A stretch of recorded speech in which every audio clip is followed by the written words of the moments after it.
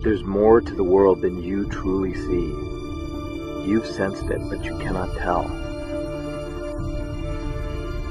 Something is very wrong. Strange occurrences, visions affecting us. Are we being watched? I am a truth seeker with many questions. The most important is, what is the Niantic Project?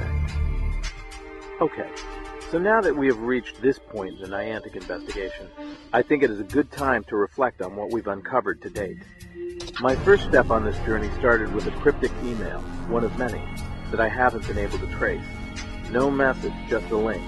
It led me to a video on YouTube about a guy who was having problems with his phone.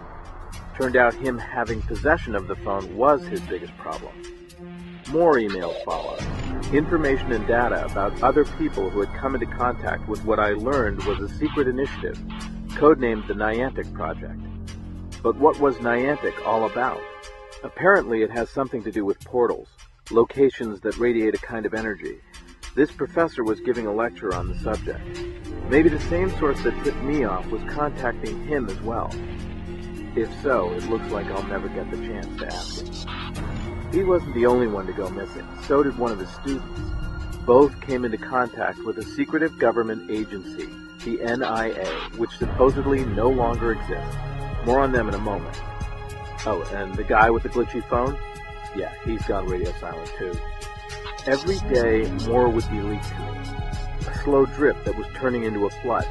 That flood of cryptic, intriguing, worrying information continues to this day. At first, I wasn't sure where this was all going. Now, if my suspicions are right, in the words of Bob Seger, I wish I didn't know now what I didn't know then. And what I know now is the NIA. They were hunting for this guy, an artist named Tycho at Comic-Con. Before they got to him, Tycho was ranting about shapers and portals and other dimensions. His art included hidden messages.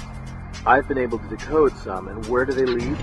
Back to Niantic. Back to a conspiracy that is growing not only in size, but also in desperation. Why? Because of me. Me and the anonymous source who so desires the truth to be revealed. I realize I'm being used. But to what end? That remains to be seen. The NIA may yet find a way to muzzle me, but they cannot silence us all. So listen and remember this. Something is very wrong, and it's all around us. It is taking place now, and may trace its roots all the way back to the dawn of man. What the Niantic Project have identified as shapers are behind it. What I have been able to reveal is that the conspirators are either powerless to stop the shapers or unwilling to do so. Neither thought is coming.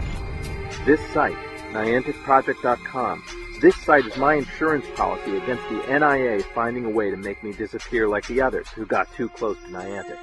If I suddenly stop posting, you can assume the worst. And if that happens, it will be up to you to decide what to do next. I've made my choice. What's yours?